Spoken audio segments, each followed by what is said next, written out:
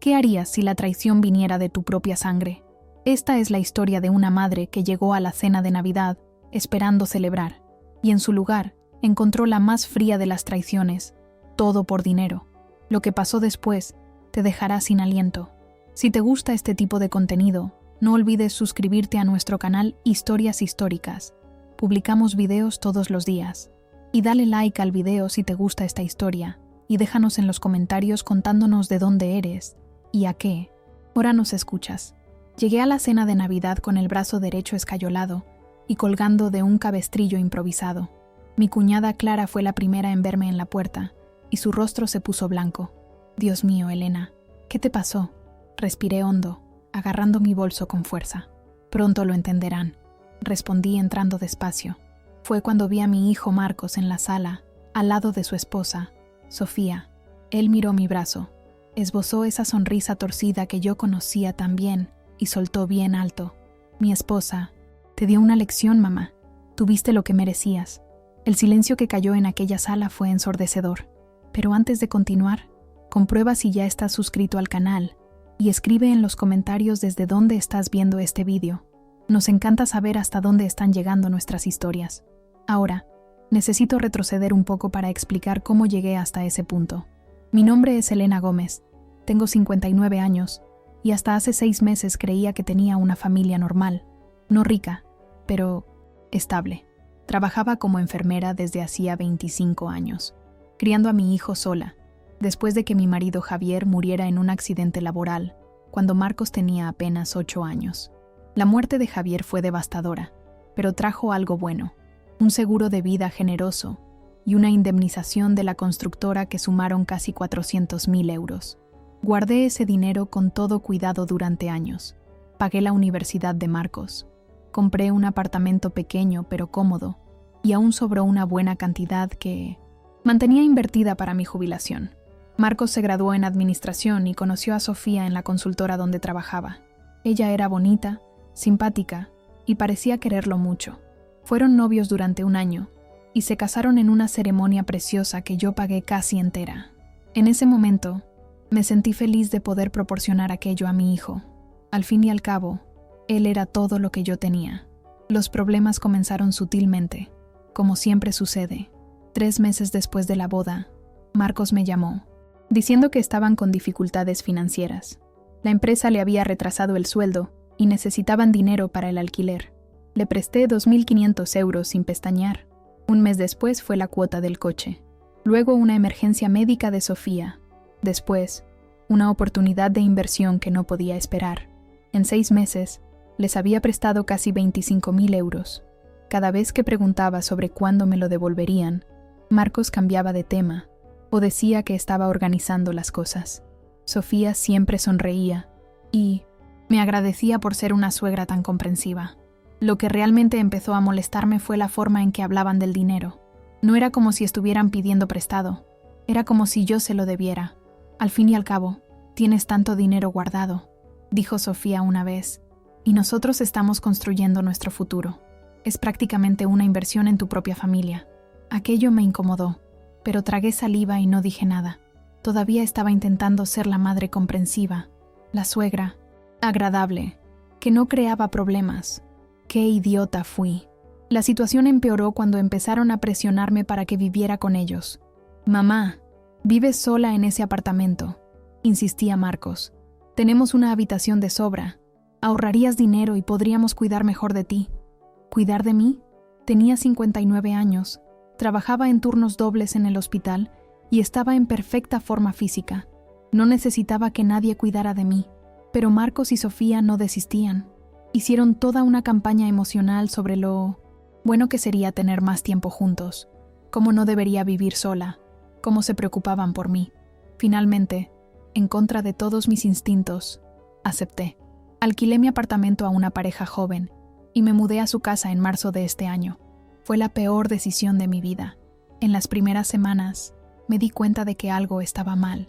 No querían que viviera con ellos por afecto o preocupación. Querían tener acceso fácil a mi dinero y control sobre mi vida. Sofía empezó a hurgar en mi bolso cuando creía que no la estaba viendo. Marcos me pedía mi contraseña del banco para ayudar a pagar facturas online. Insistían en que pusiera el nombre de Marcos como apoderado en mi cuenta, solo por precaución. Yo me negaba a todo educadamente, pero la tensión en la casa crecía cada día. Dejaron de esconder su irritación. Las conversaciones se volvieron cortas y llenas de segundas intenciones. Me sentía como una intrusa en la casa donde debería ser bienvenida. Fue en abril, cuando descubrí la verdad completa sobre lo que estaba sucediendo. Era una tarde de domingo, y yo había vuelto antes de una visita a mi hermana. Entré en casa y oí voces viniendo de su habitación. La puerta estaba entreabierta, y sin querer escuché la conversación. «Tu madre es una egoísta», decía Sofía con una voz llena de rabia. «Tiene casi 400.000 euros guardados, y nos hace suplicar por migajas». «Lo sé», respondió Marcos, «pero es terca. No va a darme el dinero así como así. Entonces tenemos que ser más creativos. Hay otras formas de conseguir lo que queremos». Me quedé paralizada en el pasillo. Mi propio hijo hablando de mí como si yo fuera solo un obstáculo entre él y el dinero. «¿Qué tipo de formas?», preguntó Marcos. «Déjamelo a mí. Conozco gente que puede ayudarnos a tener acceso legal a su dinero.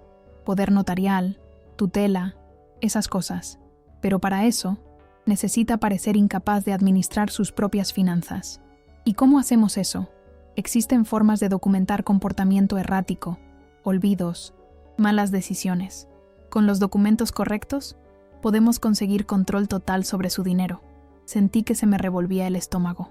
Mi nuera estaba planeando hacerme pasar por loca para robar mi dinero, y mi hijo estaba de acuerdo con todo. Subí silenciosamente a mi habitación y cerré la puerta con llave. Me quedé sentada en la cama durante horas, procesando lo que había oído. Raquel, de la historia original, actuó de forma calculada e inteligente. Yo necesitaba hacer lo mismo. En las semanas siguientes, empecé a observar todo con más atención. Me di cuenta de que Sofía estaba sacando fotos de la casa desordenada después de que ella misma hubiera esparcido cosas. Vi a Marcos anotando olvidos que yo supuestamente tenía, pero que eran completamente inventados. Estaban construyendo un caso en mi contra y yo necesitaba protegerme. Lo primero que hice fue ir al banco en un día libre, sin avisar a nadie. Concerté una reunión con la gerente, Isabel, que me conocía desde hacía años. «Isabel, necesito tu ayuda con algo delicado», empecé. Le conté lo que había oído y mis sospechas. Isabel se mostró visiblemente preocupada. «Elena, esto es muy serio. Vamos a revisar todos tus movimientos financieros de los últimos meses». Lo que descubrimos me enfureció. Además de los préstamos que yo sabía, había pequeñas retiradas regulares que no reconocía. Marcos tenía mi contraseña antigua, esa que usaba desde hacía años y nunca había cambiado. Estaba sacando 100 o 150 euros cada semana. «Sumando todo», calculó Isabel, «han sido casi 7.500 euros en retiradas no autorizadas en los últimos 6 meses. 7.500 euros robados directamente de mi cuenta. Sumados a los préstamos no devueltos, Marcos y Sofía ya me habían quitado más de 32.500 euros. «¿Qué quieres hacer?», preguntó Isabel. «Quiero cambiar todas mis contraseñas, cancelar cualquier acceso que puedan tener y abrir una nueva cuenta en otro banco. Y quiero hacerlo ahora, antes de que se den cuenta». Isabel asintió y pasamos las siguientes 2 horas organizando todo. Transferí casi todo mi dinero a la nueva cuenta, dejando solo lo suficiente para las facturas mensuales en la antigua. Si Marcos lo comprobaba, parecería que simplemente me había gastado el dinero. Cuando volví a casa esa tarde, me sentí un poco más en control de la situación, pero también sabía que esto era solo el comienzo. No se rendirían fácilmente. Y tenía razón. En las semanas siguientes, la presión psicológica aumentó drásticamente. Sofía empezó a hacer comentarios sobre mi memoria delante de otras personas. «Elena, ya me has preguntado eso 3 veces hoy», decía en voz alta cuando teníamos visitas. Aunque fuera mentira. Marcos empezó a sugerir que debería dejar de trabajar. «Mamá, estás demasiado estresada. Quizás sea hora de jubilarte y dejar que te cuidemos». Yo tenía 59 años y estaba en la cima de mi capacidad profesional. La idea de jubilarme era ridícula, pero insistían constantemente. Empecé a notar otras cosas extrañas. Mis cosas desaparecían y aparecían en lugares donde yo no las había dejado. Mis medicinas para la presión parecían acabarse más rápido de lo normal. Una vez encontré mi móvil dentro de la nevera y estoy absolutamente segura de que no fui yo quien lo puso allí. Estaban intentando hacerme dudar de mi propia cordura. Fue entonces cuando conocí a Clara, la hermana de Sofía, que lo cambió todo. Clara vino a cenar un día, y a diferencia de su hermana, era genuinamente simpática.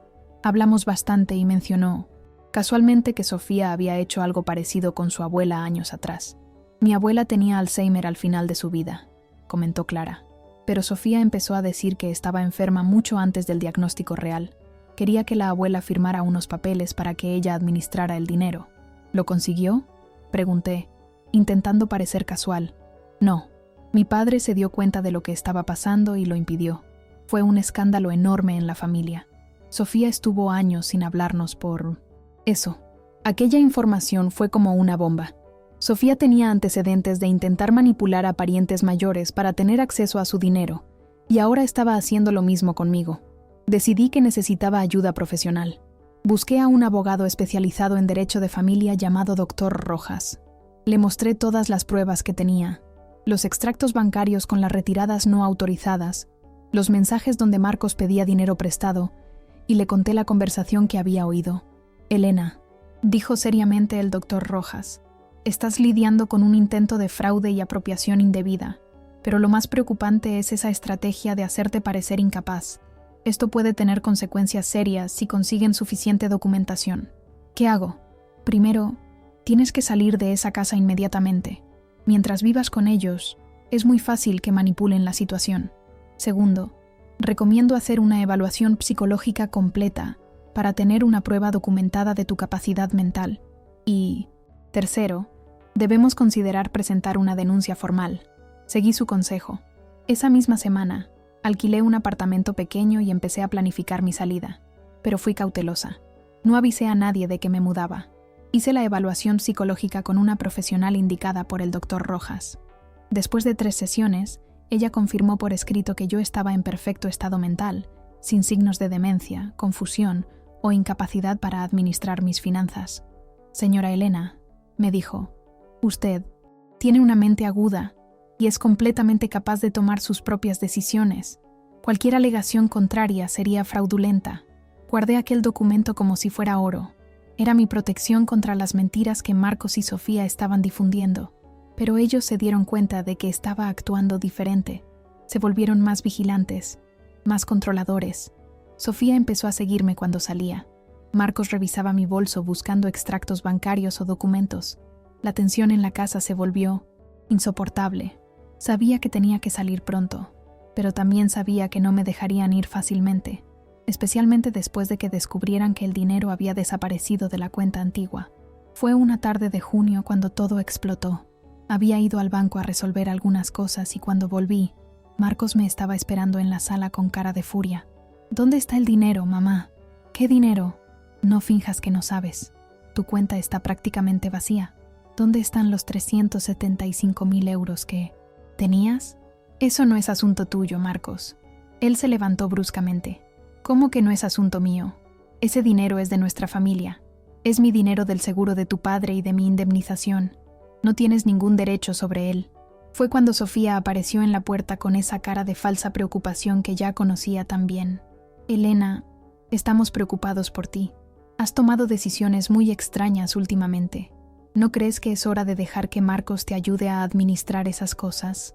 Administro perfectamente mis finanzas, Sofía. Y, por cierto, ¿cuándo me van a devolver los 32.500 euros que tomaron? El silencio que siguió fue revelador. Marcos se puso pálido. No sé de qué estás hablando. ¿No sabes? Entonces tal vez necesite refrescarte la memoria. 25.000 en préstamos que nunca fueron pagados y 7.500 en retiradas no autorizadas de mi cuenta usando mi contraseña antigua. Sofía intentó reír. Elena, estás confusa. No hubo retiradas no autorizadas. Tengo todos los extractos y ya hablé con mi abogado sobre esto. La expresión de Sofía cambió instantáneamente. La máscara de preocupación cayó y lo que quedó fue pura rabia. ¿Fuiste a hablar con un abogado sobre tu propia familia? Fui a hablar con un abogado sobre 2 ladrones que están intentando robar mi dinero. Fue cuando Marcos avanzó hacia mí. No era violento. Nunca lo había sido. Pero en ese momento había algo en sus ojos que me asustó. Sofía lo agarró del brazo. Cálmate, amor. Elena, claramente no. Está bien. Está teniendo un brote paranoico. No estoy teniendo ningún brote. Los estoy viendo a ustedes dos exactamente como son. Subí a mi habitación y cerré la puerta con llave. Me quedé allí el resto de la noche haciendo planes para mi mudanza. Necesitaba salir de esa casa cuanto antes. A la mañana siguiente, aproveché que Marcos se había ido a trabajar y Sofía había salido a algún compromiso. Llamé a Clara, la cuñada. Clara, necesito ayuda. ¿Podrías venir aquí con tu marido y ayudarme a llevar algunas cosas? Claro, Elena. ¿Está todo bien? Te explicaré cuando llegues. Clara y su marido David llegaron en menos de una hora. Rápidamente les conté la situación. Clara no pareció sorprendida. Imaginé que algo andaba mal, dijo. Sofía tiene un historial. Pensé que había cambiado, pero por lo visto me equivoqué. Empezamos a meter mis cosas en su coche. No me llevé mucho, solo lo esencial. Ropa, documentos, algunos objetos personales. El resto podía quedarse. Estábamos terminando cuando oímos abrirse la puerta principal. Sofía había vuelto. Se detuvo en la entrada de la sala, mirando las maletas y cajas. ¿Qué está pasando aquí? Me voy, Sofía. ¿Saliendo? No puedes irte así. Puedo y lo haré. Esta casa es tuya y de Marcos. Yo solo estaba de favor aquí. Pero ¿y los preparativos que hicimos? ¿Los documentos del poder? Entonces era verdad. Realmente estaban preparando documentos para intentar tomar el control de mi dinero. No voy a firmar ningún poder. Y si intentan hacer cualquier cosa, presentaré una denuncia por fraude. Sofía se puso roja de rabia. Eres una ingrata. Después de todo lo que hicimos por ti. Todo lo que hicieron, me robaron 32.500 euros. Ese dinero era nuestro por derecho. Eres su madre. Deberías ayudar a tu hijo. Ayudar es una cosa, ser robada es otra. Fue cuando ella avanzó hacia mí. No sé si fue para empujarme o agarrarme, pero David se interpuso entre nosotras. Sofía, cálmate. Quítate de en medio, David. Esto no es asunto tuyo. Estás amenazando a mi tía política. Sí es asunto mío. Clara cogió la última caja y me guió hacia la puerta.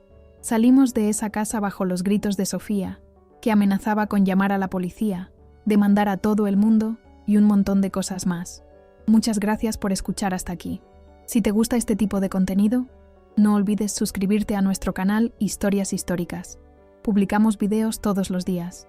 Y dale like al video si te gusta esta historia y déjanos en los comentarios contándonos de dónde eres y a qué hora nos escuchas. Fui a vivir temporalmente con Clara y David mientras organizaba el apartamento que había alquilado. Fueron increíbles conmigo, dándome todo el apoyo que necesitaba. Elena, me dijo Clara un día, necesitas saber una cosa. Sofía no se rendirá fácil. Cuando quiere algo, llega hasta el final. ¿Qué quieres decir? Solo ten cuidado. Puede intentar cosas peores. No le di mucha importancia en ese momento. Pensé que Clara estaba exagerando, pero ella conocía a su hermana mejor que yo. 2 semanas después de salir de la casa de Marcos, empecé a recibir llamadas extrañas, números desconocidos que, cuando contestaba, guardaban silencio y luego colgaban. Mi coche apareció rayado en el estacionamiento del hospital donde trabajaba. Alguien pinchó los 4 neumáticos. Recibí un correo electrónico anónimo con fotos mías entrando y saliendo del nuevo apartamento. El mensaje decía solo: te estamos observando. Me asusté y llamé al doctor Rojas. Elena, esto es acoso e intimidación. Vamos a poner una denuncia. Fuimos a la comisaría y le contamos todo a la comisaria responsable. Se tomó la situación en serio, especialmente cuando le mostré las pruebas del robo y de los intentos de manipulación. Señora Elena, dijo, voy a abrir una investigación, pero usted necesita tener mucho cuidado. Personas así pueden ser impredecibles cuando sienten que están perdiendo el control. Empecé a variar mi ruta al trabajo. Pedí a colegas que me acompañaran hasta el coche. Instalé cámaras de seguridad en el nuevo apartamento. Me estaba volviendo paranoica, quizás, pero también estaba viva y segura. Fue en julio cuando recibí una notificación judicial. Marcos y Sofía me estaban demandando, alegando que yo les había pedido prestados 50.000 euros y me negaba a devolverlos. El descaro era impresionante. Me habían robado y ahora intentaban darle la vuelta a la tortilla, acusándome a mí de ser la deudora. El doctor Rojas se rió cuando vio la notificación. ¿Realmente creen que esto va a funcionar? Tenemos todos los extractos bancarios que prueban exactamente lo contrario. ¿Pero por qué harían esto? Estrategia. Quieren hacerte parecer la villana de la historia, y también es una forma de presión psicológica. Preparamos nuestra defensa con cuidado. No solo íbamos a rebatir su demanda falsa, sino que también presentaríamos nuestra propia demanda por apropiación indebida y fraude. La situación estaba escalando, y yo no sabía hasta dónde estarían dispuestos a llegar. La respuesta llegó en agosto, de una forma que nunca podría haber imaginado. Era un viernes por la noche. Acababa de salir de mi turno en el hospital y volvía a casa. Paré en el supermercado a comprar algunas cosas. Cuando salí del mercado con las bolsas, vi un coche extraño aparcado cerca del mío. Un hombre estaba dentro, mirando en mi dirección. Apresuré el paso y metí las compras en el maletero rápidamente. Cuando entré en el coche y giré la llave, no pasó nada. El motor no arrancaba. Fue cuando golpearon la ventanilla. Era el hombre del coche de al lado. ¿Necesita ayuda? No, gracias. Ya voy a llamar a la grúa. ¿Puedo echar un vistazo?, insistió. Entiendo de coches. Algo en su forma de actuar me incomodó. Me negué de nuevo y llamé a la grúa. El hombre se quedó allí parado, observándome, hasta que finalmente entró en su coche y se fue. Cuando llegó el mecánico y revisó mi coche, descubrió algo perturbador. Señora, alguien ha manipulado su motor. Desconectaron algunos cables a propósito. Sentí que se me helaba la sangre. No fue un problema mecánico, fue sabotaje. Llamé inmediatamente a la comisaria que llevaba mi caso.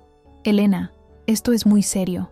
Voy a mandar un equipo a recoger las imágenes de seguridad del estacionamiento del supermercado. Las imágenes mostraron a Sofía entrando en el estacionamiento 20 minutos antes que yo y acercándose a mi coche. Se quedó allí unos minutos y luego se fue. Tenemos prueba. Suficiente para detenerla por vandalismo e intento de coacción, me dijo la comisaria. Pero yo sabía que eso no era suficiente. Querían más que asustarme. Querían destruirme. El arresto de Sofía duró solo unas horas. Marcos pagó la fianza y fue puesta en libertad con la obligación de mantenerse alejada de mí. Pero la orden judicial no sirvió de nada. Los incidentes continuaron. Alguien arrojó pintura roja en la puerta de mi apartamento. Recibí paquetes que no había pedido. Empezaron a llegar cartas anónimas con amenazas. Te vas a arrepentir de haberte metido con nosotros, vieja estúpida. Deberías haber muerto junto con tu marido. Vamos a coger lo que es nuestro, de una forma u otra. El doctor Rojas consiguió una orden de alejamiento más estricta. Marcos y Sofía no podían acercarse a mí, a mi trabajo o a mi casa, pero las órdenes judiciales solo funcionan con personas que respetan la ley. Fue Clara quien me contó lo que estaba pasando entre bastidores.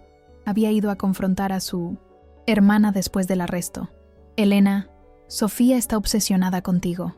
No habla de otra cosa. Dice que arruinaste su vida, que le quitaste el futuro que había planeado. ¿Qué futuro? ¿El futuro de robar mi dinero? Ella realmente cree que tiene derecho a tu dinero. En su cabeza distorsionada, tú estás siendo egoísta por no entregarle todo a Marcos. ¿Y Marcos? ¿Qué dice él? Clara suspiró. Está completamente manipulado por ella. No puede ver lo tóxica que es Sofía. Creo que él también le tiene miedo. Era triste oír eso. Mi hijo se había convertido en una marioneta en manos de una mujer obsesionada por el dinero. En septiembre, la situación llegó al punto de ruptura. Estaba en el trabajo cuando recibí una llamada de la comisaria. Elena, necesito que venga a la comisaría inmediatamente. ¿Qué pasó? Es mejor que hablemos en persona. Fui hasta allí con el corazón en un puño. La comisaria me recibió en su despacho con expresión grave. Interceptamos una conversación entre Marcos y Sofía. Están planeando algo más serio. ¿Más serio? ¿Cómo? Me mostró la transcripción. Se me revolvió el estómago mientras leía. Sofía sugería que necesitaban resolver el problema de forma definitiva. Marcos preguntaba qué quería decir. La respuesta de ella fue: a veces ocurren accidentes con personas mayores, especialmente cuando viven solas. Era una amenaza velada de muerte. Elena, dijo la comisaria, vamos a proporcionarle protección policial. Esta amenaza es muy específica y preocupante. ¿Pero realmente lo harían? ¿Matar a su propia madre? Sofía sí, creo que sí. Demuestra claros signos de sociopatía y, desafortunadamente, su hijo está tan involucrado con ella que puede acabar siendo cómplice. Pasé a tener un policía acompañándome a todas partes. Era embarazoso, pero necesario. Mis colegas en el hospital se enteraron de la situación. y todos fueron muy solidarios. «Elena, quédate aquí con nosotros el tiempo que necesites», dijo mi jefa. «Nadie te pondrá un dedo encima mientras estés bajo nuestro techo». La solidaridad de la gente fue reconfortante, pero también me hizo darme cuenta de lo absurda que se había vuelto la situación. Estaba siendo protegida por policías, porque mi propio hijo y mi nuera querían hacerme daño. Fue a principios de octubre cuando todo culminó en el incidente que me llevó a aquella cena de Navidad con el brazo roto. Era un martes. Acababa de salir del hospital, al final de mi turno de tarde. El policía que debía escoltarme había sido llamado para una emergencia y me pidió que esperara unos minutos. Me quedé en la recepción del hospital esperando. Fue cuando vi a Marcos entrando. Parecía desesperado, despeinado, con ojeras profundas. «Mamá, necesito hablar contigo». Mi primer instinto fue llamar a seguridad, pero había algo en su voz que me hizo dudar. «Marcos, no puedes estar aquí. Tienes una orden de alejamiento». «Lo sé, pero necesito avisarte. Sofía está planeando algo esta noche». «¿Cómo así?». Miró a su alrededor, nerviosamente. «Ha contratado a alguien, un tipo que conoce. Te va a seguir cuando salgas de aquí. ¿Y qué, Marcos? Y causar un accidente, hacer parecer que te atropellaron». Sentí que me flaqueaban las piernas. «¿Por qué me estás contando esto?». «Porque ya no puedo más. Pensé que quería el dinero, que merecíamos el dinero, pero no así, no contigo muerta». Fue cuando oí la voz de ella. «Marcos, ¿qué estás haciendo?». Sofía había entrado en el hospital. Nos vio hablando y su rostro se puso rojo de rabia. «Le estás contando todo, ¿verdad? Inútil blandengue». Marcos se volvió hacia ella. «Sofía, esto ya ha ido demasiado lejos. No puedo dejar que lastimes a mi madre». «¿Tu madre? Esa mujer arruinó nuestra vida». «Ella no arruinó nada. Nosotros intentamos robarle». La discusión estaba llamando la atención. Los guardias de seguridad del hospital empezaron a acercarse. Fue cuando Sofía me vio intentando alejarme. Avanzó en mi dirección. No sé si fue para empujarme o impedirme salir, pero me agarró del brazo con una fuerza brutal. «No vas a ir a ningún lado». Intenté soltarme. Marcos intentó sujetar a Sofía. Había gente gritando a nuestro alrededor, y en medio de aquel caos, sentí a Sofía retorciendo mi brazo de una forma horrible. El dolor fue instantáneo e insoportable. Oí un chasquido fuerte y grité. Mi brazo estaba roto. Sofía me soltó con una sonrisa satisfecha en el rostro. «Listo, ahora vas a tener que quedarte quieta un tiempo». Los guardias la inmovilizaron. Marcos estaba en shock, con las manos en la cabeza, repitiendo: lo siento, varias veces. Fui llevada a la emergencia del propio hospital donde trabajaba. Mis colegas me atendieron con todo cuidado. La expresión de rabia en sus rostros era visible. Todos sabían quién había hecho aquello. El diagnóstico fue una fractura completa en el húmero, el hueso del brazo derecho. Necesité cirugía para poner placas, y luego me quedé con el brazo escayolado e inmovilizado. La comisaria llegó, mientras yo aún estaba en la sala de recuperación. «Elena, Sofía ha sido arrestada en flagrante por lesiones corporales graves. Esta vez no habrá fianza fácil. ¿Y Marcos? Está prestando declaración. Parece que finalmente ha decidido cooperar y contar todo sobre los planes de ella. Estuve 6 días ingresada. Durante ese tiempo, Marcos apareció 3 veces intentando hablar conmigo. No quise verlo las primeras 2 veces. A la tercera, finalmente acepté. Entró en la habitación con un aspecto destruido. Había adelgazado, estaba pálido y tenía los ojos rojos de tanto llorar. «Mamá, no tengo palabras». «Entonces no hables, solo escúchame». Se sentó y se quedó mirando al suelo. «Marcos, eres mi hijo y te quiero, pero lo que hiciste, lo que ustedes 2 hicieron, es imperdonable. Intentaste robarme, me mentiste, me amenazaste y te pusiste del lado de una mujer que quería matarme. Lo sé». Sofía me rompió el brazo delante de docenas de personas. ¿Y sabes qué fue lo peor? Verte allí, viendo cómo sucedía todo y no haciendo nada para protegerme hasta el último segundo. Le tenía miedo. ¿Miedo? Eres un hombre adulto, Marcos, y permitiste que esa mujer controlara tu vida hasta el punto de volverte contra tu propia madre. Él empezó a llorar. Me manipuló desde el principio. Me hizo creer que tú eras el problema, que estabas siendo egoísta. Me hizo sentir que teníamos derecho a tu dinero porque eras nuestra familia. La familia no hace eso, Marcos. Lo sé ahora. Y voy a Puntesnen. Tener que vivir el resto de mi vida, sabiendo que casi dejé que te matara. Miré a mi hijo y vi algo que nunca había visto antes. Remordimiento genuino. No era el remordimiento de quien ha sido pillado. Era el remordimiento de quien finalmente ha entendido la gravedad de lo que había hecho. ¿Qué va a pasar ahora?, preguntó. Ahora vas a contarlo todo a la policía. Cada detalle de lo que Sofía planeó, de las personas que contrató, de todo. Y después vas a aceptar las consecuencias de tus actos. Iré a la cárcel, probablemente. Y te lo mereces. Él asintió lentamente. Me lo merezco, sí. Marcos salió de la habitación y me quedé allí mirando mi brazo roto. Era un dolor físico, sí, pero el dolor emocional de haber sido traicionada por mi propio hijo era mucho peor. Recibí el alta del hospital una semana antes de Navidad. Mi brazo aún estaba escayolado y dolía mucho, especialmente por la noche. Los médicos dijeron que la recuperación llevaría al menos 3 meses. Clara y David insistieron en que pasara la Navidad con ellos. Toda la familia estaría allí. Los padres de Clara, algunos tíos, primos, todos sabían lo que había pasado y querían mostrarme su apoyo. Elena, ahora eres familia, me dijo Clara, y la familia de verdad no te hace daño. La familia de verdad te protege. Aquellas palabras me hicieron llorar.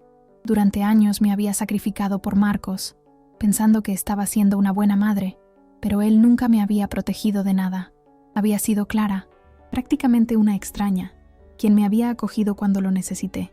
En los días previos a la Navidad, los acontecimientos legales fueron rápidos.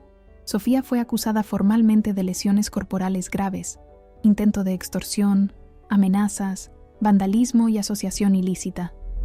El Ministerio Público pidió prisión preventiva y el juez aceptó. No saldría de la cárcel tan fácilmente. Marcos fue acusado de apropiación indebida y fraude por el dinero que me había robado. Como estaba cooperando totalmente con las investigaciones, su abogado consiguió un acuerdo. Devolvería todo el dinero robado, haría servicios comunitarios y quedaría en libertad condicional. No era un castigo severo, pero yo tampoco quería ver a mi hijo en la cárcel. Quería que aprendiera, que cambiara, que se convirtiera en una persona mejor. Mamá, me llamó unos días antes de Navidad. Estoy vendiendo todo lo que tengo para juntar el dinero que te debo. El coche, los aparatos electrónicos, todo. Ya he conseguido casi 20.000. ¿Y los otros 2.500? Los pagaré a plazos con mi sueldo. Me llevará un par de años, pero te lo pagaré todo. Había sinceridad en su voz. Por primera vez en meses, pensé que quizás todavía había esperanza para Marcos. ¿Dónde estás viviendo?, pregunté. Alquilé una habitación en una pensión. Es pequeña, pero es lo que puedo pagar ahora. El apartamento lujoso, el coche deportivo, la vida de apariencias, todo se había ido. Y quizás eso era exactamente lo que necesitaba. Marcos, ¿vas a pasar la Navidad solo? Sí, no me queda nadie. Una parte de mí sintió lástima, pero la parte más fuerte, la que había aprendido a protegerse, sabía que él necesitaba enfrentar las consecuencias de sus elecciones. Quizás el próximo año las cosas sean diferentes. Fue todo lo que pude decir. Llegó el día de Navidad. Clara había preparado una cena preciosa. La casa estaba decorada con luces. Había un árbol enorme en la sala y el olor a comida deliciosa venía de la cocina. Yo llegué con mi brazo, escayolado, usando una ropa sencilla que Clara me había ayudado a poner. Estaba nerviosa. No sabía cómo sería estar en una reunión familiar después de todo lo que había pasado con mi propia familia, pero fui recibida con abrazos cálidos. Todos me trataron con un cariño genuino que me hizo darme cuenta de cuánto había faltado eso en mi vida recientemente. El padre de Clara, el señor Morales, un señor de unos 70 años, me llevó a un rincón durante la cena. Elena, quiero decirte una cosa. Lo que te pasó no fue culpa tuya. Sofía siempre fue problemática. Desde niña, tenía una obsesión con el dinero y el estatus que nunca pudimos corregir. ¿Usted sabía que ella era así? Sabíamos que era difícil, but nunca imaginamos que llegaría a este punto. Nos distanciamos de ella hace años por su comportamiento. Clara es la única que todavía intentaba mantener contacto. ¿Por qué? Porque Clara tiene un corazón demasiado bueno. Siempre creyó que su hermana podía cambiar, pero la gente como Sofía no cambia, solo se vuelve más peligrosa. Aquellas palabras me hicieron reflexionar sobre cuántas señales había ignorado, cuántas veces Sofía había demostrado quién era realmente y yo había elegido no ver. Durante la cena, la conversación fluyó naturalmente. Hablamos de todo: trabajo, películas, planes para el año nuevo. Nadie mencionó el incidente directamente, pero todos demostraban cuidado conmigo. Fue cuando sonó el timbre. Clara fue a abrir. Oí voces en la puerta, una discusión en voz baja. Después Clara volvió con una expresión extraña en el rostro. «Elena, es Marcos. Quiere hablar contigo». Mi corazón se aceleró. «¿Está aquí?» «Está en la puerta. Dijo que solo quiere entregarte una cosa». Fui hasta la entrada, acompañada por Clara y David. Marcos estaba allí parado en el frío, sosteniendo un sobre. «Mamá, perdona que aparezca así, pero necesitaba darte esto hoy». Cogí el sobre. Dentro había un cheque de 20.000 euros y una carta manuscrita. «Es todo lo que he podido juntar hasta ahora», dijo. «¿Y la carta?» «Son cosas que necesito que sepas». Lo miré. Mi hijo parecía 10 años mayor. El peso de la culpa claramente lo estaba destruyendo. «Marcos, no necesitas decir nada, mamá. Solo quería que supieras que entiendo todo lo que hice mal y voy a pasar el resto de mi vida intentando ser una persona mejor».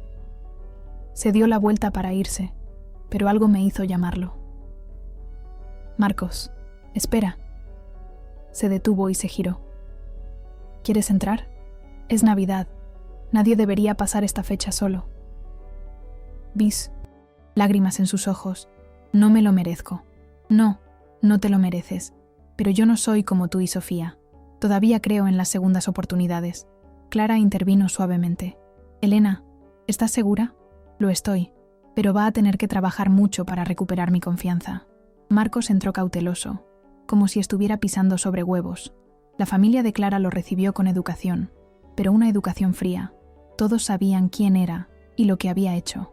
La cena continuó, pero ahora con una tensión en el aire. Marcos se quedó callado, comiendo poco, claramente incómodo. Yo también estaba incómoda, preguntándome si había hecho lo correcto al dejarlo entrar. Fue después del postre, cuando Clara sugirió que cada persona compartiera algo por lo que estaba agradecida ese año. Era una tradición de su familia. Cuando llegó mi turno, respiré hondo.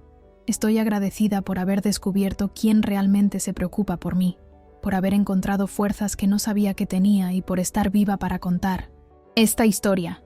Levanté mi brazo escayolado. Este brazo roto es un recordatorio de que confié en las personas equivocadas, pero también es un recordatorio de que sobreviví, y eso me hace más fuerte. El silencio que siguió fue pesado. Todos miraron a Marcos. Cuando llegó su turno, se puso de pie. Las manos le temblaban. «No sé si merezco estar aquí. De hecho, sé que no me lo merezco. Pero ya que mi madre me ha dado esta oportunidad, necesito decir algunas cosas». Me miró directamente. «Mamá, pasé los últimos meses siendo la persona que papá se avergonzaría de conocer. Papá te quería tanto. Trabajó duro para asegurarse de que estuvieras bien si algo le pasaba. Y yo, en lugar de honrar eso, intenté robarte». Su voz flaqueó. «Peor aún, dejé que una mujer manipuladora me convenciera de que tú eras el problema. Sofía me hizo creer que merecíamos tu dinero, que estabas siendo egoísta, pero la verdad es que yo estaba siendo codicioso, perezoso y cruel». Lágrimas corrían por su rostro. «Ahora, cuando vi a Sofía rompiéndote el brazo, algo se rompió dentro de mí. Vi a mi madre, la mujer que me crió sola, que trabajó turnos dobles para darme una educación, siendo agredida por dinero, y yo había sido parte de eso». Se limpió el rostro con la manga. «No puedo volver atrás en el tiempo. No puedo deshacer lo que hice, pero puedo prometer que pasaré cada día intentando ser el hijo que merecías tener desde el principio. Y si me lleva el resto de mi vida, voy a demostrar que puedo cambiar». Marcos se sentó, completamente destrozado emocionalmente. La sala estaba en silencio absoluto. Fue David quien habló primero. «Reconocer los errores es el primer paso, pero las palabras son fáciles, Marcos. ¿Qué vas a hacer diferente?» «Todo», respondió Marcos. «Ya empecé a ir a terapia. Estoy trabajando en 2 empleos para devolver el dinero que robé. Corté contacto con cualquier persona que tenga relación con Sofía. Y lo más importante, voy a respetar los límites de mi madre. Si ella quiere que me mantenga alejado, me mantendré alejado. Si me da una oportunidad, aprovecharé cada segundo para demostrar que he cambiado. Miré a mi hijo y vi algo que no veía desde hacía años. Humildad verdadera. No era la manipulación emocional que usaba Sofía. Era remordimiento genuino. Marcos, dije calmadamente, rompiste mi confianza de una forma que llevará años reconstruir. Pero veo que estás intentándolo. Y eso es más de lo que hiciste en los últimos meses. Gracias, mamá. Pero entiende una cosa. Una palabra fuera de lugar, un paso en falso, y se acabó. No habrá tercera oportunidad. Entiendo. El resto de la noche transcurrió con más ligereza. Marcos se mantuvo discreto, ayudando a recoger los platos e intentando ser útil sin ser invasivo. Cuando se fue, me agradeció 3 veces más por la oportunidad. Después de que se fue, Clara se sentó a mi lado. Hiciste lo correcto, dijo. ¿Tú crees? Creo. Está destruido. O esto lo hará cambiar de verdad, o terminará de destruirlo. De cualquier forma, le diste algo que Sofía nunca le dio, una oportunidad honesta. En los días siguientes a la Navidad, pensé mucho sobre el perdón y las consecuencias. Marcos estaba pagando por lo que hizo, pero ¿estaba yo lista para perdonar? La respuesta era, todavía no, pero quizás algún día. Volví al trabajo en enero con el brazo todavía escayolado. Mis colegas me hicieron una pequeña fiesta de bienvenida. Había globos, pastel e incluso una pancarta que decía «Bienvenida de 1907». «Vuelta, guerrera Elena. Son geniales», dije emocionada. «Cuidamos de los nuestros», respondió mi jefa. En los meses siguientes, mi vida comenzó a reorganizarse. El proceso contra Sofía avanzaba rápidamente.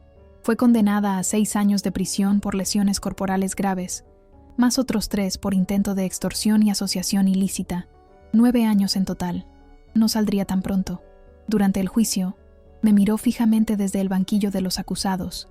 Cuando el juez le preguntó si tenía algo que decir, respondió: «Esa mujer arruinó mi vida. Todo lo que hice fue intentar asegurar el futuro de mi familia». El juez respondió fríamente: «Usted intentó robar, amenazar y agredir físicamente a una persona inocente. La única persona que arruinó su vida fue usted misma». Sentí una profunda satisfacción viendo cómo se hacía justicia. Marcos continuó devolviendo el dinero religiosamente.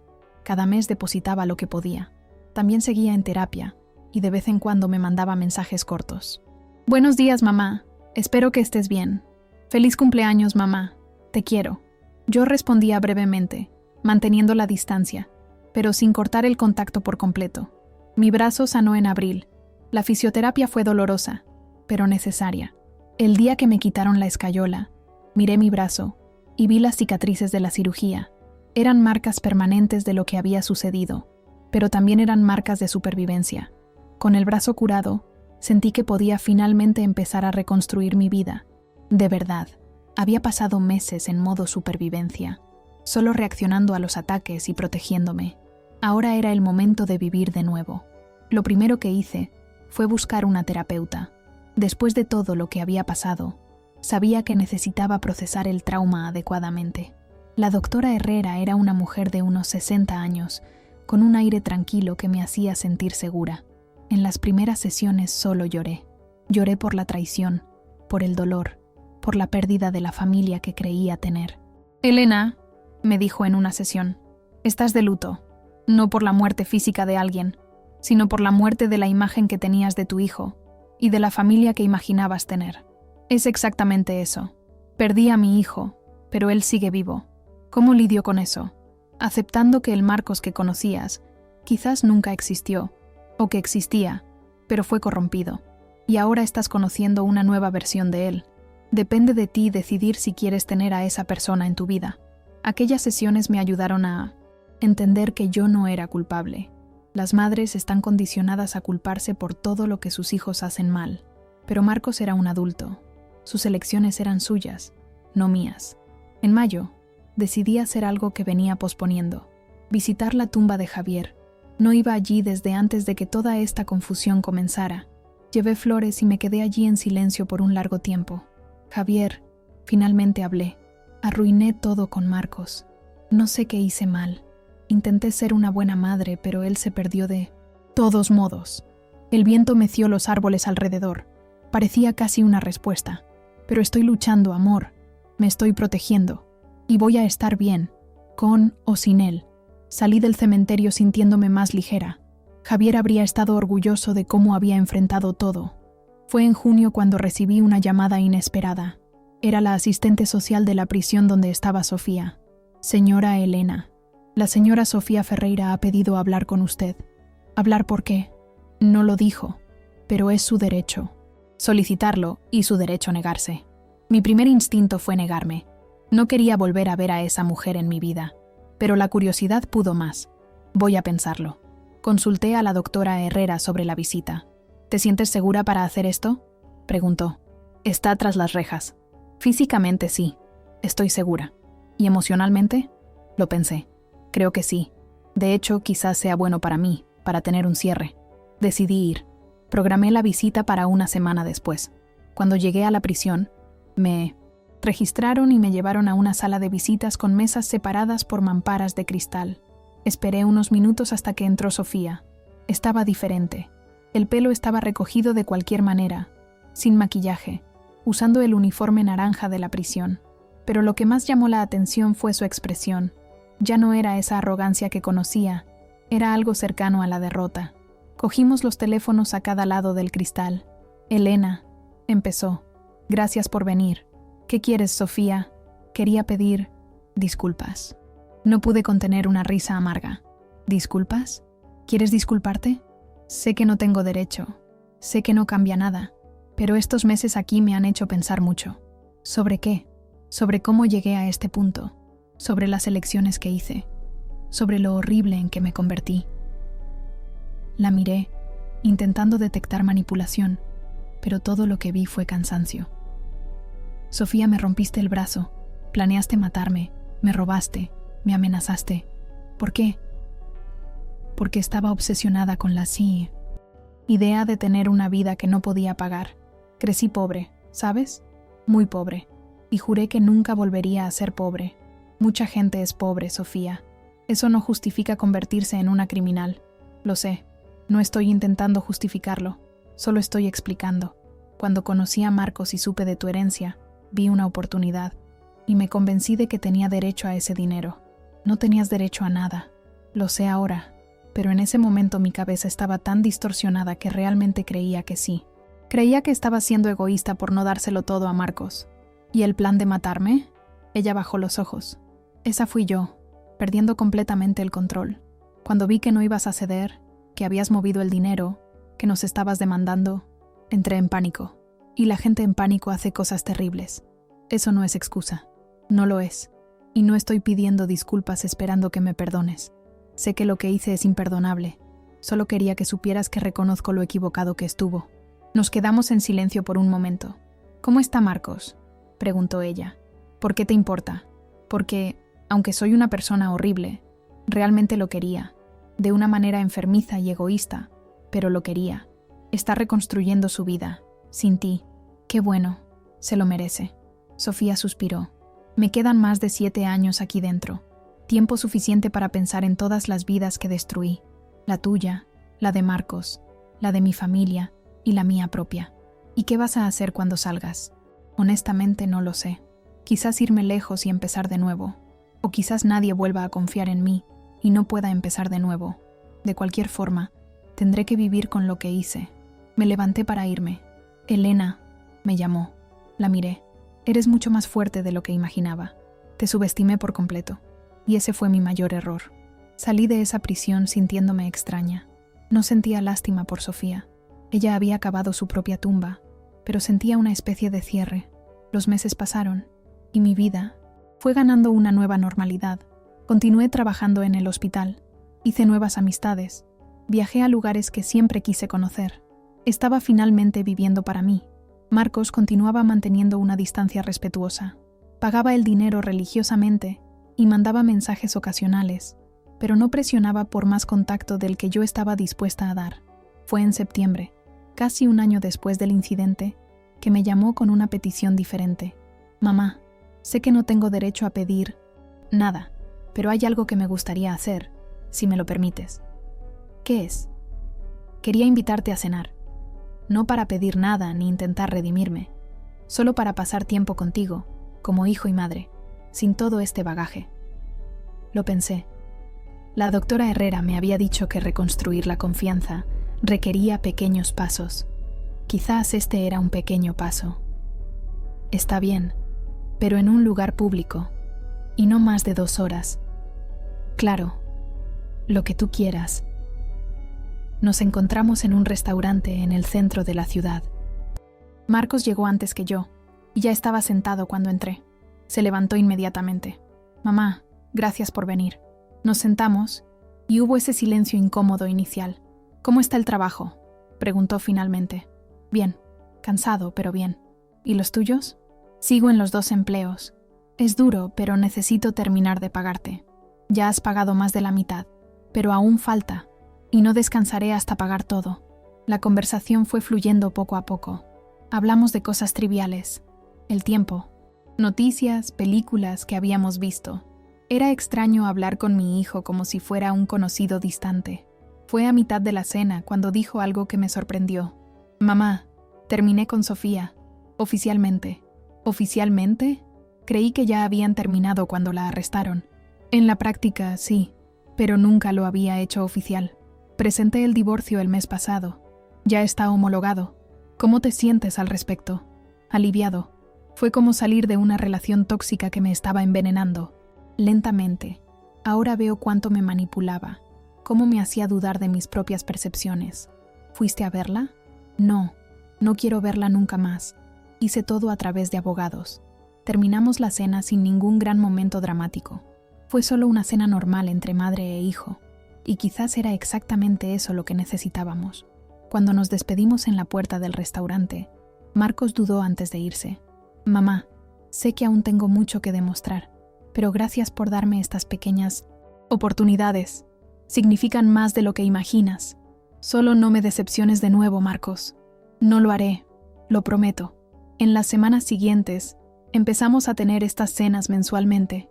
No era una reconciliación completa, pero era un comienzo. En octubre, Marcos me llamó emocionado. Mamá, conseguí un empleo mejor. Voy a poder pagar el resto de lo que te debo más rápido. Qué bien, hijo. Estoy orgullosa de ti. Hubo una pausa. ¿Lo estás? Estoy orgullosa del esfuerzo que estás haciendo. Por cambiar de verdad. Oí cómo se le quebraba la voz. Gracias, mamá. Eso significa todo para mí. Fue en noviembre cuando pagó el último céntimo que me debía. 32.500 euros pagados a lo largo de casi 1 año y medio. Listo, dijo cuando hizo la última transferencia. No es suficiente para compensar lo que hice, pero al menos esta deuda está saldada. Marcos, el dinero era importante, pero más importante es ver que realmente has cambiado. Ese es el verdadero pago. Clara organizó una pequeña cena para celebrar mis 50 cumpleaños. Fue sencilla, solo con personas cercanas, y por primera vez en años me sentí genuinamente feliz y rodeada de gente que me amaba de verdad. Marcos apareció con un regalo pequeño, un portarretratos con una foto nuestra de cuando él era niño. Para recordarte tiempos más felices, dijo, y para recordarme a quién necesito volver a ser. Miré la foto. Era de su 8º cumpleaños, poco antes de que su padre muriera. Estábamos sonriendo, abrazados, sin idea de los desafíos que vendrían. Gracias, hijo.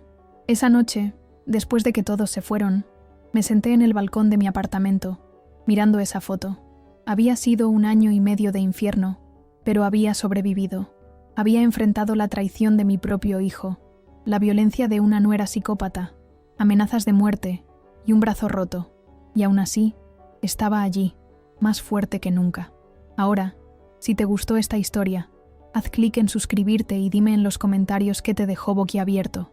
Ah, y no olvides hacerte miembro para tener acceso a videos exclusivos que no publico aquí. Te espero allí. Diciembre llegó nuevamente, completando 1 año desde aquella Navidad memorable, donde llegué con el brazo roto. Y esta vez las cosas eran muy diferentes. Clara organizó una cena de Navidad aún más grande. Su casa estaba llena de gente, música, comida deliciosa. Y en medio de todo aquello, Me sentía en paz. Marcos estaba allí también, pero ahora como alguien que había conquistado su espacio de vuelta. Lentamente. Ya no era el hijo que me traicionó, era alguien nuevo, alguien que estaba intentando ser mejor. Durante la cena, el padre de Clara levantó un brindis. Quiero hacer un brindis por Elena, una mujer que nos enseñó que la fuerza no viene de los músculos, sino del carácter, que sobrevivir no es solo seguir vivo, sino elegir vivir bien, a pesar de todo. Todos brindaron. Sentí lágrimas en los ojos, pero eran lágrimas buenas. Después de la cena, Marcos me llevó a un rincón. Mamá, hay algo que nunca te conté sobre aquel día en el hospital. ¿Qué día? El día que Sofía te rompió el brazo. Cuando vi que hacía eso, algo dentro de mí despertó. Fue como si finalmente viera con claridad por primera vez en años. ¿Qué viste? Vi a mi madre siendo atacada por la codicia que yo había alimentado. Vi a la mujer que trabajó toda la vida para darme todo siendo agredida por dinero. Y me di cuenta de que me había convertido exactamente en el tipo de persona que papá odiaría. Respiró hondo. Esa noche, después de que te ingresaron, fui a casa y leí todas las cartas que papá te había escrito antes de morir. Las guardabas en una caja en el armario, ¿recuerdas? Recuerdo. En una de ellas, escribía sobre mí. Decía que esperaba que yo creciera para ser un hombre de carácter, que te protegiera cuando él ya no estuviera aquí. Y yo había hecho exactamente lo contrario. Me había aliado con alguien que quería destruirte. Las lágrimas corrían por su rostro. Ahora, fue en ese momento que decidí que, aunque nunca me perdonaras, iba a pasar el resto de mi vida intentando ser el hombre que papá esperaba que fuera. Sostuve su mano. Marcos, te equivocaste mucho, pero también tuviste el coraje de reconocerlo y cambiar. Eso cuenta.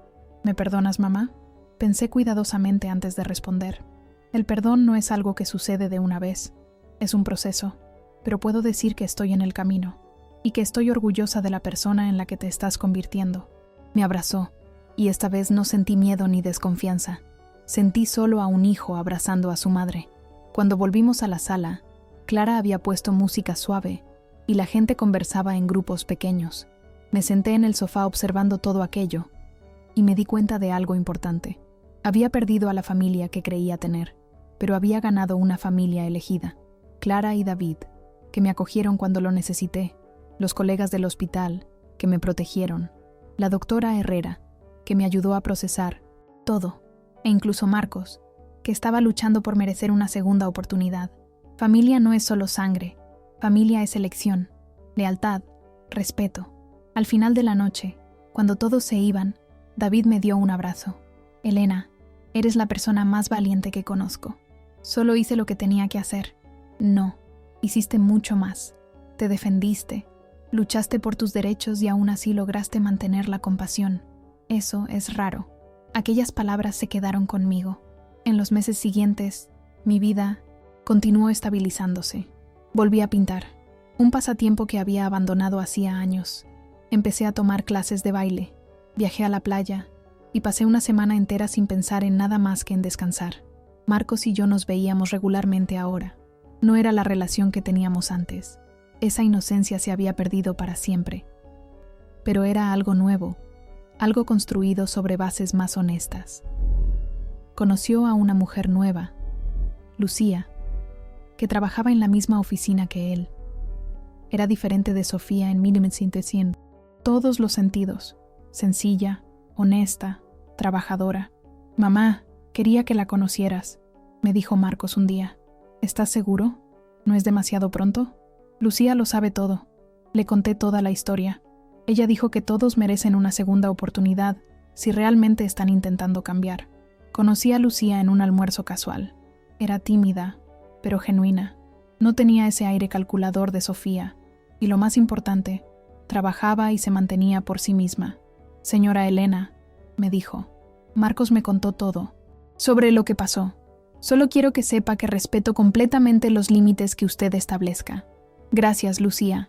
Y puedes llamarme solo Elena. Ver a mi hijo con alguien decente me dio esperanza de que realmente había cambiado. Fue en marzo, 2 años después del incidente, que recibí una carta de la prisión. Era de Sofía. Elena, Sé que no tienes obligación de leer esto, pero quería contarte que voy a salir antes por buen comportamiento. Aún me quedan 2 años aquí, pero después saldré. No, te preocupes. No voy a buscarte, ni a Marcos, ni a nadie de la familia. Me iré a otro estado, a empezar de nuevo, lejos de todo. Usé este tiempo aquí para hacer terapia y enfrentar mis demonios. Descubrí que tengo un trastorno de personalidad que nunca fue tratado. Eso no justifica lo que hice, pero explica parte de mi comportamiento. Quería que supieras que lo siento de verdad y que espero que hayas encontrado paz. Sofía. Le mostré la carta a la doctora Herrera. ¿Cómo te sientes al respecto? Preguntó. Indiferente. Lo que ella haga con su vida ya no me afecta. Eso es crecimiento, Elena. Has llegado a un punto donde ella ya no tiene poder sobre ti. Y era verdad. Sofía había sido un tornado en mi vida, destruyendo todo a su paso. Pero yo había reconstruido, y lo que construí era más fuerte que lo que tenía antes. Hoy, a los 51 años, tengo una vida que nunca imaginé tener. No es perfecta. Todavía tengo pesadillas ocasionales. Todavía miro por encima del hombro a veces. Pero es mi vida, en mis términos. Marcos está comprometido con Lucía. Me pidió permiso antes de proponerle matrimonio, lo que me conmovió profundamente. Mamá, esta vez quiero hacer todo bien, y no voy a cometer los mismos errores. Tienes mi bendición, hijo. Pero recuerda, el matrimonio es sobre compañerismo, no sobre dinero. Lo sé ahora. La boda está programada para junio. Voy a estar allí, no como la madre ingenua que paga por todo y es explotada, sino como la madre que establece límites saludables y exige respeto. Reflexiono mucho sobre todo lo que pasó, sobre cómo casi lo pierdo todo, mi dinero, mi seguridad, mi vida, sobre cómo mi propio hijo me traicionó de forma tan profunda. Pero también pienso en cómo descubrí fuerzas que no sabía que tenía, cómo aprendí a defenderme, a decir no, a poner mis límites, cómo encontré personas que realmente se preocupan por mí. Aquel brazo roto dejó cicatrices. Cuando las miro, no veo debilidad, veo supervivencia, veo lucha, veo victoria. Clara dice que debería escribir un libro sobre todo esto. Tu historia puede ayudar a otras personas. Insiste, tal vez lo escriba. Tal vez otras mujeres necesiten oír que es posible defenderse, incluso cuando es contra tu propia familia, que no necesitas aceptar abuso solo porque viene de gente que debería amarte. Hoy por la mañana me desperté e hice mi café tranquilamente. Me senté en el balcón de mi apartamento, ese que alquilé con mi propio dinero, que nadie puede quitarme, y observé el amanecer. Mi móvil sonó. Era Marcos. Buenos días, mamá. Solo llamaba para desearte un gran día. Buenos días, hijo. Para ti también. ¿Mamá? Sí. Gracias por no haberte rendido conmigo. Tú me diste motivos para no rendirme. Sigue así. Colgué el teléfono y sonreí. No era la vida que había planeado. No era la familia que imaginé tener. Pero era real. Era honesta y era mía. Si alguien me preguntara hoy qué aprendí con todo esto, yo diría, aprendí que ser gentil no significa ser débil. Aprendí que perdonar no significa olvidar. Aprendí que la familia verdadera es aquella que te respeta, no aquella que te explota. Y aprendí que Elena Gómez, a los 51 años, enfermera, viuda, madre, es mucho más fuerte de lo que cualquiera imaginó, incluyéndome a mí misma. Aquel jantar de Natal con el brazo roto fue el peor y el mejor momento de mi vida. El peor, porque marcó el fondo de la traición familiar. El mejor, porque fue cuando decidí que nunca más sería víctima de nadie. Hoy, cuando cuento esta historia, y la cuento porque otras personas necesitan saber que pueden sobrevivir, siempre termino diciendo lo mismo. No dejes que nadie te tome por tonta, ni por dinero, ni por manipulación emocional, ni siquiera por ser familia. Tu vida, tu dignidad y tu paz valen más que cualquier relación tóxica. Y si yo, Elena Gómez, logré sobrevivir a mi propio hijo intentando destruirme, tú también puedes sobrevivir a tus batallas. La cicatriz en mi brazo es mi medalla de guerra y la uso con orgullo, porque al final de cuentas, no se trata de cuántas veces te caes, sino de cuántas veces te levantas. Y yo me levanté, más fuerte, más sabia y completamente libre. Y esa es mi historia, La historia de una mujer que llegó a una cena de Navidad con el brazo roto, oyó a su propio hijo decir que se lo merecía, y aún así, logró reconstruir su vida desde cero. Si estás pasando por algo parecido, sábelo, no estás sola, y eres mucho más fuerte de lo que imaginas. A veces, las peores traiciones nos transforman en las versiones más poderosas de nosotras mismas. Y yo soy la prueba viva de ello. Ahora, si te gustó esta historia, haz clic en suscribirte y dime en los comentarios qué te dejó boquiabierto. Y no olvides hacerte miembro para tener acceso a videos exclusivos que no publico aquí. Te espero allí.